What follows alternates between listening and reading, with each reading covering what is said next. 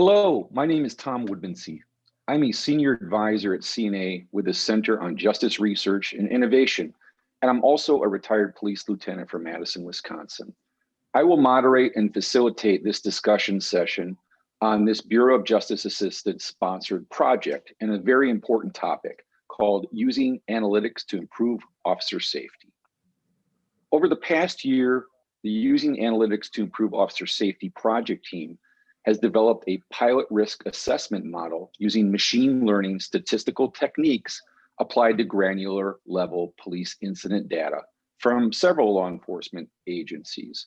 The model supports the assessment of police officer risk and threats for injury so that they may utilize appropriate safety responses in real time when responding to incidents with a high likelihood of danger or injury.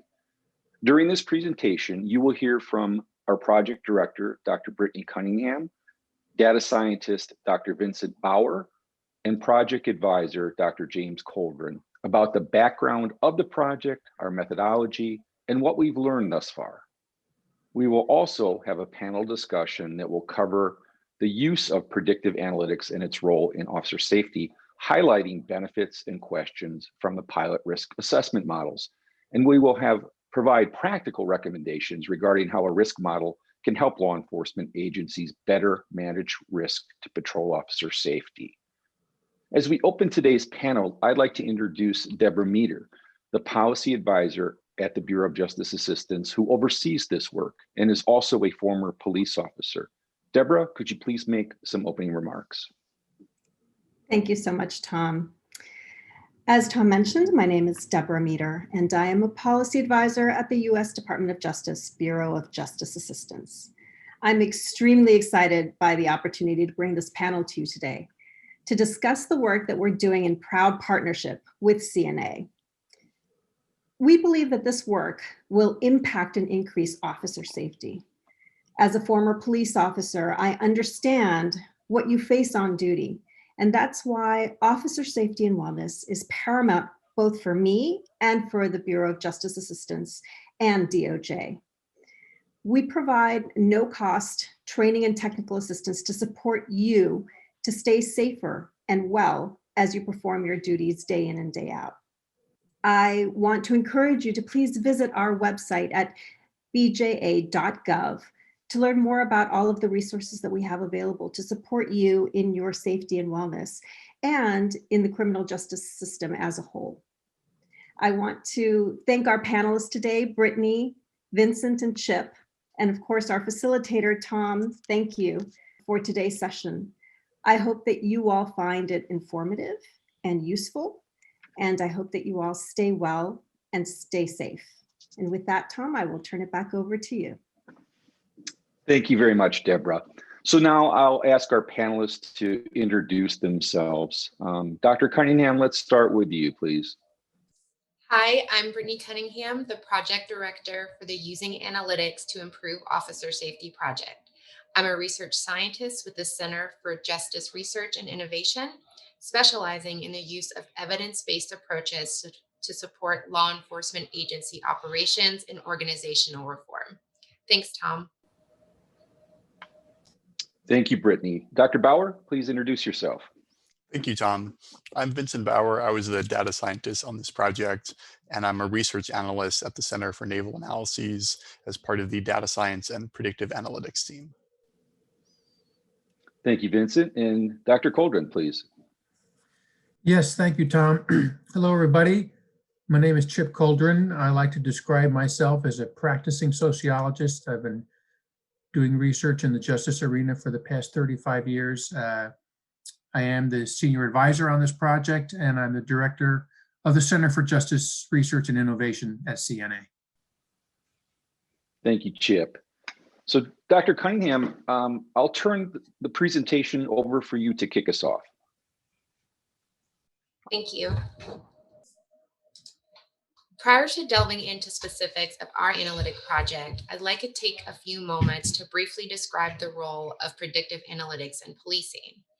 Over the last several decades, we've seen law enforcement agencies become more proactive in their use of statistical methods to help allocate resources to support the reduction and prevention of crime. For example, we've seen agencies have implemented a number of strategies such as hotspot detection and risk terrain modeling that use predictive analytics to forecast where and when crimes are most likely to occur. We are starting to see an increase in the use of more predictive analytics, such as machine learning, which we used in our officer safety project. Machine learning algorithms find patterns in large amounts of data, do so without being programmed on what patterns to find, and then makes forecasts and predictions. In general terms, we're using large amounts of past data to inform the risk or probability of an outcome. Given our time today, I cannot go deeper into the role of predictive analytics in policing practice. However, I will direct you to our project's issue brief that summarizes different approaches to predictive techniques and delineates considerations and limitations brought forth in recent literature that agencies must consider when using such techniques to reduce and prevent crime. We also provide the link to access the brief on the last slide of our presentation today. In our officer safety project, we're using machine learning to inform the probability of an officer experiencing a high-risk incident during patrol, specifically the threat of an officer being injured. When we're able to estimate those probabilities, we'll be able to produce more actionable and practical risk reduction strategies for officers. And one of the ways we see doing that is to get more information into the hands of dispatchers to share with officers prior to response. In partnership with BJA, our project's goal is to estimate factors related to high-risk incidences. We started with analyzing 5 years of data from 3 mid-sized police agencies, resulting in an examination of over 1 million calls for service with 200 injuries and 8,000 high-risk situations. And we use machine learning to forecast drivers of threat to injury. With that, I'll turn it over next to my colleague, Vincent, to talk a little bit more about the granular level details of our methodology and our findings. Thank you so much. Thank you, Brittany. One of the most important decisions we had to make during the study was how to count risks of officer safety. After talking to stakeholders, we decided instead of just counting officer injuries, we also wanted to count cases where officers were not injured but could have been. There are 2 main reasons for this. One, we were concerned that officers might have received minor injuries that were not being reported in the administrative data that we had access to. Second, we were also concerned that the exact factors that led to an officer being injured would be idiosyncratic and depend a lot on the specific circumstances of the event. So we expanded our scope to include scenarios that pose a lot of risk to officers, even if officers weren't injured. Specifically, we looked at 3 distinct scenarios. First, we looked at cases that agency administrative records had flagged as having an officer injured. These are the clear-cut cases. Second, we looked at cases where suspects either resisted arrest or eluded arrest.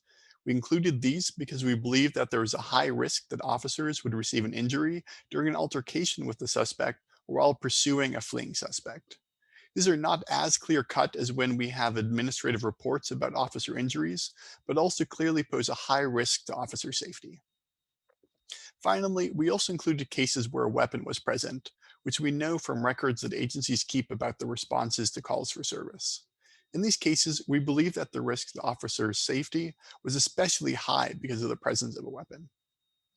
And in talking to our subject matter experts, they also identified a number of circumstances that posed a high risk to officers that we would have liked to include in our study had we had access to more comprehensive data. For example, officers may be at a greater risk when they're interacting with multiple suspects or when they're responding to a call alone because the suspects outnumber the officers. Similarly, we would be concerned if the suspect demonstrated hostility towards the officer. While these might all indicate high-risk situations, unfortunately, our data didn't allow us to measure these factors systematically, so we could not build these risk factors into the model. This table gives a summary of the data that we're working with for the study. As Brittany mentioned, we partnered with 3 agencies of varying sizes. The number of calls for service varied from about 120,000 from the smallest agency to about 500,000 for the largest. All in all, we analyzed slightly over 1 million calls for service. Of these 1 million calls for service, we flagged almost 8,000 of these as leading to negative safety outcomes for officers. About 3/4 of these high-risk situations were when a weapon was present.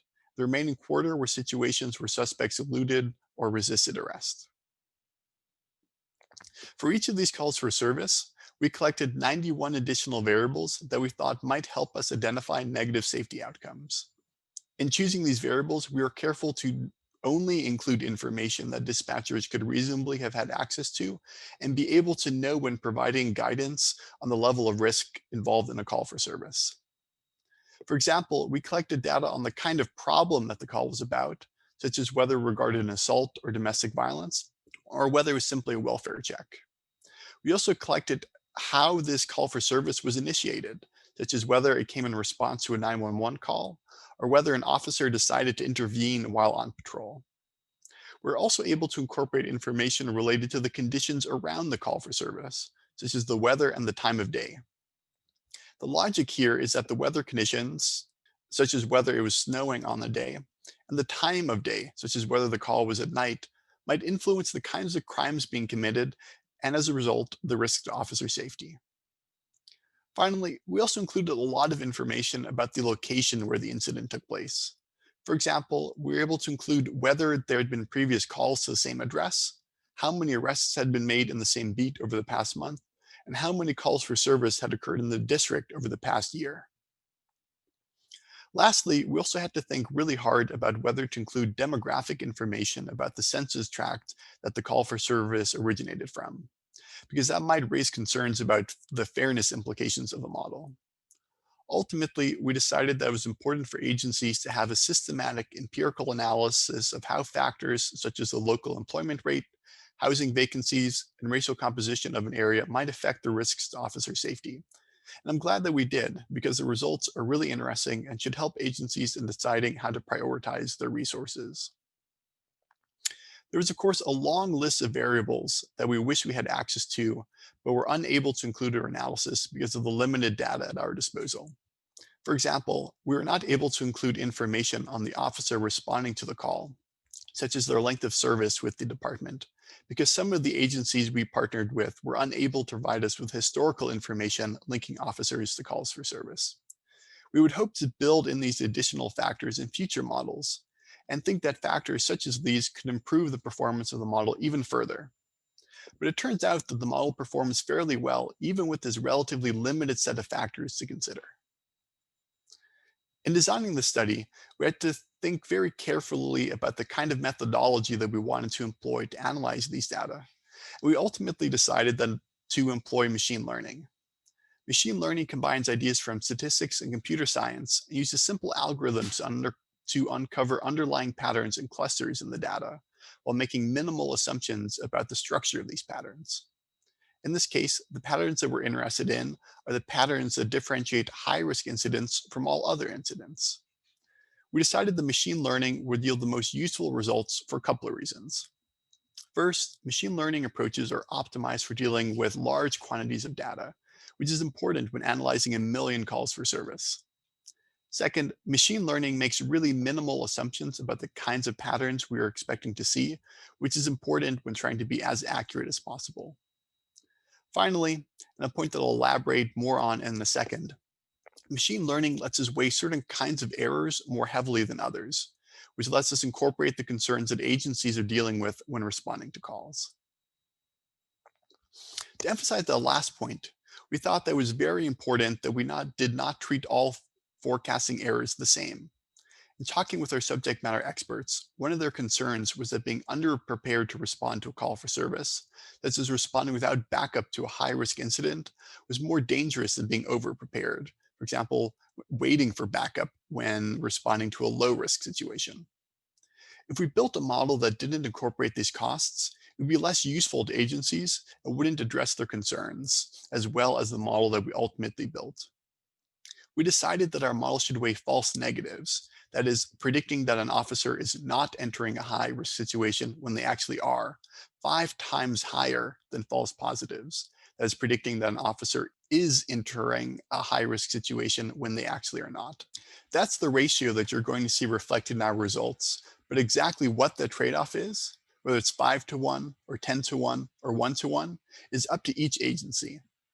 In fact, agencies can even decide that for them, the risk is actually the opposite, and that they would rather be very certain that every incident that is getting flagged as high risk actually is high risk, and they can set the weights to reflect that.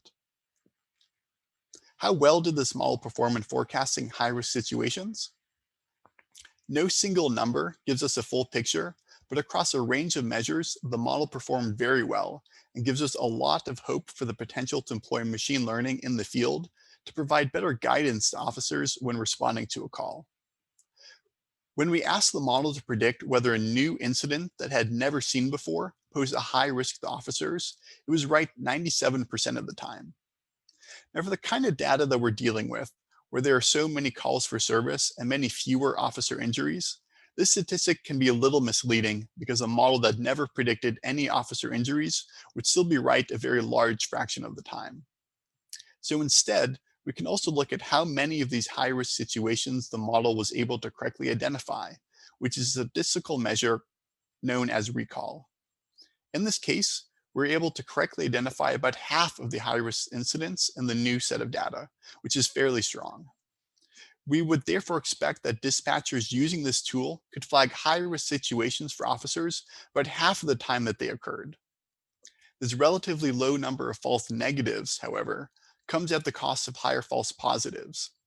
When the model predicted that the situation was high risk, it was only right about 20% of the time, meaning that dispatchers would recommend that officers employ additional safety precautions in a large number of cases that turned out to be low risk. These false positives come from the decision we made to err on the side of caution and to be overly prepared rather than underprepared. And as one final metric, we can also look at the incidents that the model flagged as having the highest level of risk. In these 100 incidents with the highest risk scores in each agency, we found that about half or 50% saw a negative safety outcome, as opposed to only 1 or 2% across all of the cases on average. This gives us even more confidence that the model is picking up on real risk factors and is giving us back useful forecasts that can be used in the field. And with that, I'll hand it over to Chip to speak about what we learned from the project.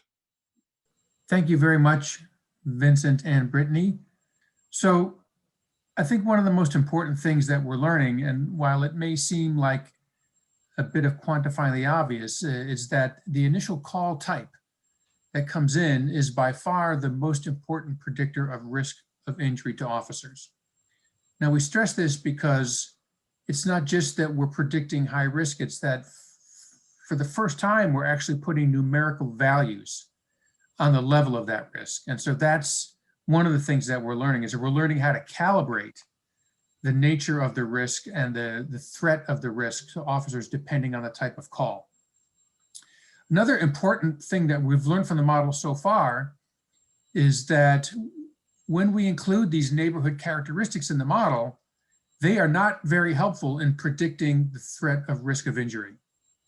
So I think that may be counterintuitive for some, but not knowing the level of poverty or not knowing the demographic makeup of a neighborhood or a beat does not actually hurt us in our prediction. As long as we know primarily the characteristics of the call, we're in a good position to predict threat to officer safety. Another important thing that we've learned, and that was a little bit of a surprise to us, is that the characteristics of what's helpful in prediction is pretty consistent across the 3 agencies that we looked at. So I think we normally think of police work as rather idiosyncratic, and that different communities and different agencies and different jurisdictions have particular clusters of issues and problems that they deal with that are unique. But in terms of modeling the outcomes relating to officer safety, the findings were largely consistent across the 3 agencies that we looked at.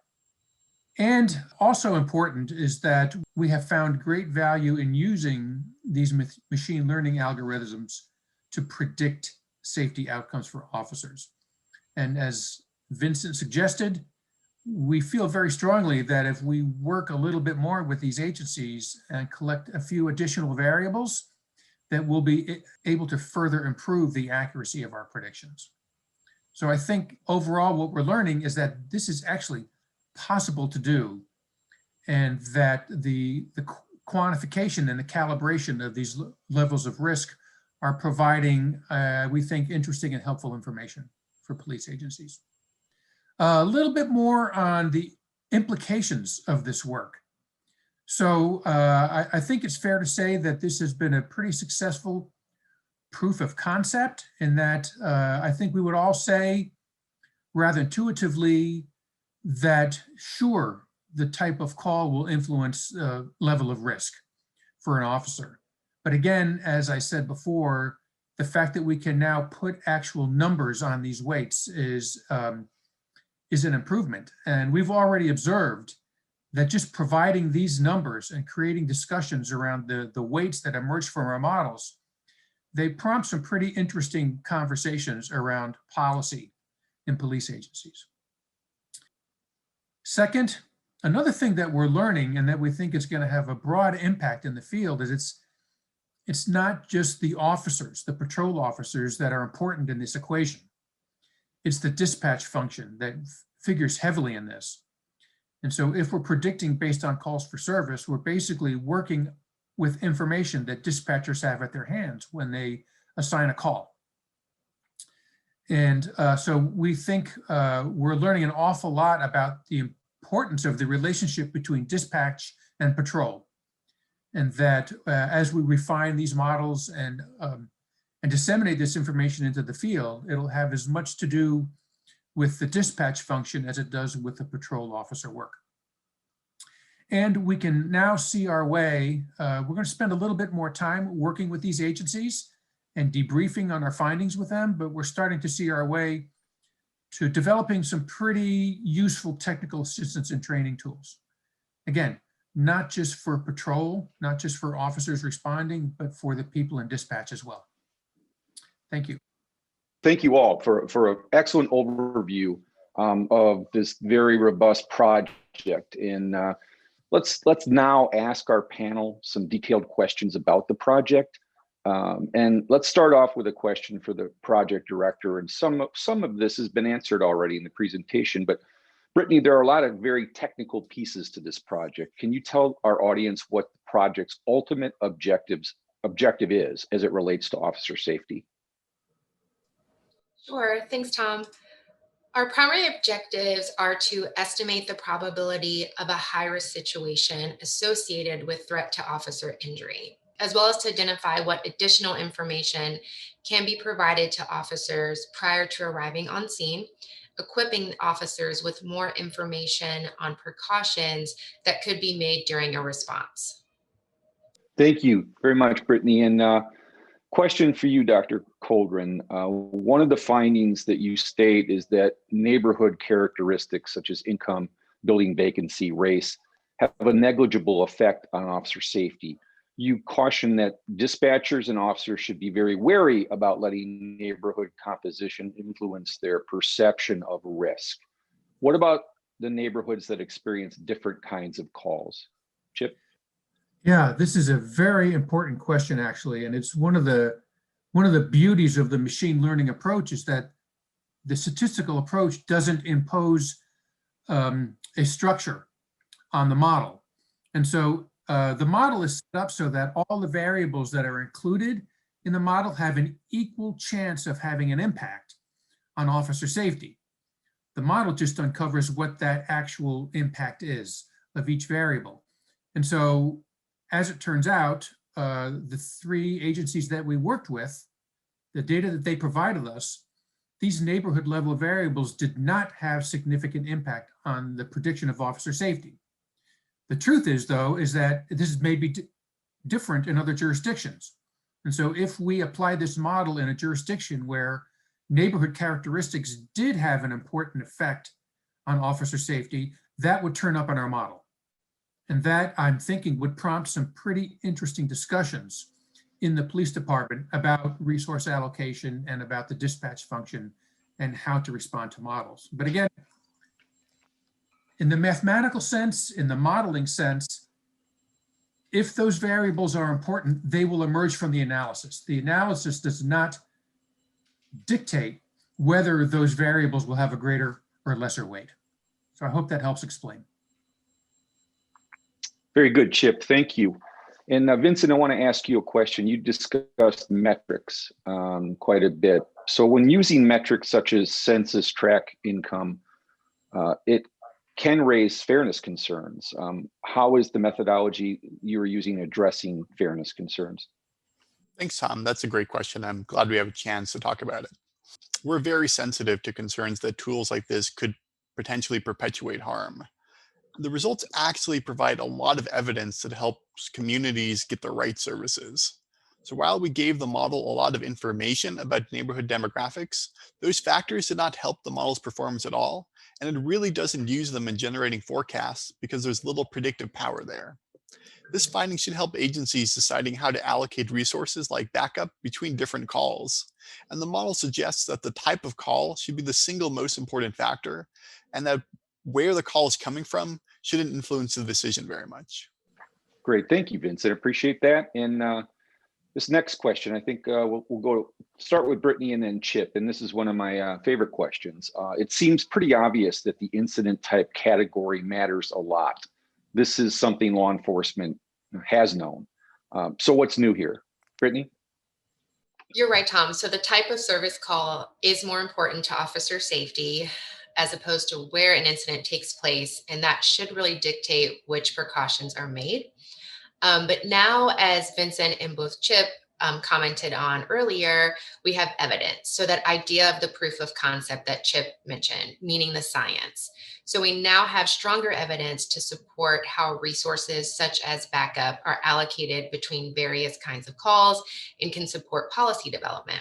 Another piece to this is the actual ability of prediction we've started to provide. So one of the most important pieces of information that I think Vincent shared and then Chip elaborated on were the results on what's known as recall. So until now, the field has not been making predictions on any high-risk incidences. But with our models, we've been able to predict 46% of high-risk incidences within our 3 agencies with their own data. So we've gone from 0% prediction of high risk to 46% prediction, which is really good. So I do invite Chip to comment on this, see what he thinks as well. Yes, thank you very much. I'm going to go back to something that I mentioned earlier, is that the fact that we are now applying numbers to these concepts is what's really new here. There's a lot of conventional wisdom in law enforcement and a lot of experience, a lot of hunches that are very accurate. But if you're a police agency and you now know that the risk of injury and responding to one type of call is 5 times higher risk of injury when responding to another type of call, and that relative weighting of risk is consistent over years of experience, then that's going to, again, it's going to help you make decisions, make policy decisions about how officers should respond to certain situations and policy decisions about what resources to bring to bear when those situations arise. And I'm also going to suggest that another thing that's new here is that data like this will actually challenge some of the conventional wisdom. So in a couple of these jurisdictions, the domestic violence cases did not end up being the cases that posed the greatest risk to officers. It was certain types of theft and robbery cases that had the greatest risk. And so the beauty of having these numbers and of quantifying these concepts is that it brings more precision to the policy debates and the policy decisions that are made department-wide when you're considering, again, allocation of resources and protection of officer safety. Thanks. Very good. Thank you both. So I want to ask, you mentioned cost ratio is unique and important factor of machine learning. How do agencies arrive at what this trade-off should be? Can you elaborate more on what is meant by cost? And let's go with Vincent and then Chip. Thanks, Tom. That's a really great question, and I'm glad that we could talk about it. So something I want to be really clear about here is that when we're talking about costs, we don't just mean monetary costs, but we actually mean a whole range of costs, including the psychological consequences for officers and the confidence that communities have in police agencies. So when agencies are deciding how they want to set this cost ratio, they should include all of those factors in figuring out whether or not for them, false negatives or false positives are more damaging to their operations and in terms of how they want officers to respond to calls for service. Let me add a little thought to this conversation here. Let's just remember that when we have a false positive, we are predicting that an officer will be at high risk for injury or will be injured when in fact that does not happen. And a false negative is when we predict that an officer will not be at risk for injury or is not injured, but it does happen. Those costs are very different and have very different consequences for officers and agencies. So the interesting thing here is I think we logically go to the false positives. And we understand that if you set the model up to over predict false positives, to maximize on officer safety and to agree to be wrong more often than is true, because if you're wrong, then you're setting officers up to be more careful when they respond to calls. That makes a lot of sense. It's possible, though, that you could be in a situation where there's a history of officers over preparing and over responding to calls. And so if that's the case, and if your community is upset about the aggressiveness of police response, then you might actually use the model a little differently and maximize a little bit more on the false negatives to in a sense, to temper the police response a little bit. So again, the beauty about this work is that we actually have numbers that we can manipulate and experiment with and discuss that lead us to much more precise decisions and outcomes regarding officer safety and, as Vince suggested, community trust and confidence. Thank you both. Appreciate that. And Vincent, I'm going to keep the next question headed towards you. We hear a lot about, quote, black box, unquote, when referencing machine learning. What does this mean? Thanks, Tom. That's a great question. And machine learning being a black box is definitely an idea you hear a lot, and I'm glad to have a chance to talk about it. So it's true, in some ways it's true, and in some ways it's false. So machine learning algorithms can be complicated and they can be difficult to explain concisely, but we actually understand the statistical properties behind them very well, and we can show what factors are driving the forecasted values. The reason why these models are sometimes called black boxes is that they are extremely intricate and build on themselves in an interactive fashion to get the best results.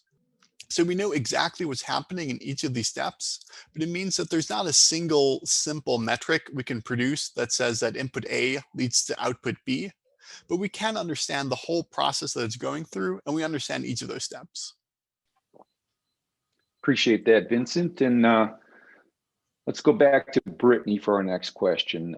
There are a lot of variables that literature and research has shown can impact officer safety, such as multiple officer responses and several other factors.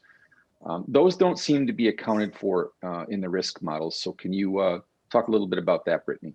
So you're right, Tom. Currently, our model uses data from calls for service. So data only available at dispatch. The next step in our project is to learn more from our participating agencies on contextual factors that might contribute to model prediction. So for example, as you mentioned, response policies for certain calls, so two-officer response, or the use of body-worn cameras, for example. So our plan is to do that this spring to add more factors and potential predictors to our model. Great, thank you, Brittany. Okay, Vincent, what if we found, this is hypothetical, what if we found that there was an interaction between call types and beat characteristics? What would the model do then? That's a great question. And I think this really highlights the advantages that we get out of using a machine learning model. So in kind of a conventional statistical approach, we would have to specify all the kinds of interactions that we want to include before we build the model and as we're running it. And that can get really hard to predict all the different ways that these variables could interact with each other and make sure that we've specified those all correctly from the beginning.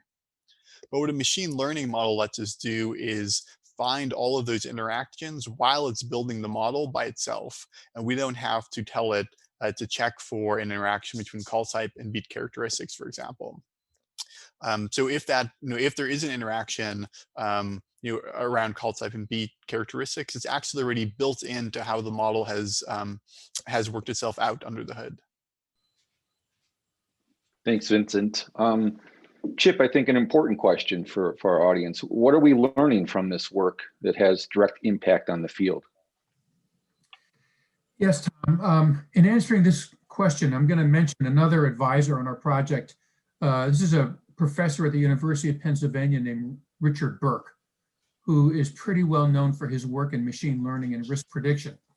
And he has been very insistent with us throughout this whole project on focusing on what the dispatcher knows at the time the call comes in, not extending ourselves too much, not including factors that dispatch doesn't know or couldn't know at the time, even though after the fact we could learn an awful lot of things about an officer response. And so what that leads me to, as I've suggested earlier, is that the impact of this work is going to be as much on the dispatch function as it's going to be on the patrol function. And if we can predict officer safety and risk for injury with what we know now, the limited information that we have, if we can find a couple other pieces of information that are already in the possession of the police agency that we can rapidly funnel to dispatch, knowing the initial nature of the call, we have a possibility of dramatically increasing officer safety and reducing. So the response to the question is the impact is going to be felt as much in the dispatch arena as it is going to be in the patrol and the officer response arena. We feel very strongly about that. It's very important. Thank you. Dr. Bauer, elaborate on why it's important to have agency-specific models for research. Thanks, Tom. So something we could have done is taken all this data that we received from agencies and just threw it all together and run the model on all 1 million calls for service at the same time. But that's not what we did. And what we did is we kept each of these agencies separately and we built a separate model in each of them. And that was really important because we wanted to understand whether or not the trends we were seeing were specific to any agency or whether or not these were generalizable trends that we would hope to be able to see in other cities that we hadn't included in our analysis. And what we found is that the trends, at least in the 3 cities we studied, were largely similar. And that gives us hope that the same kind of findings we're seeing here might also apply in other cities around the US, and that these methods could be used productively there as well.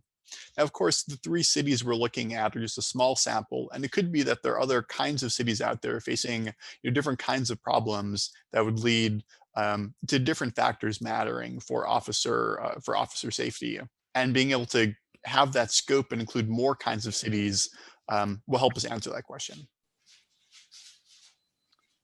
Good, thank you. Our final question, and I'm going to turn it to our project director, Brittany, for this. The use of predictive analytics and progression towards more advanced analytics, such as machine learning, has received a lot of attention in law enforcement. If an agency were interested, what are practice considerations, Brittany?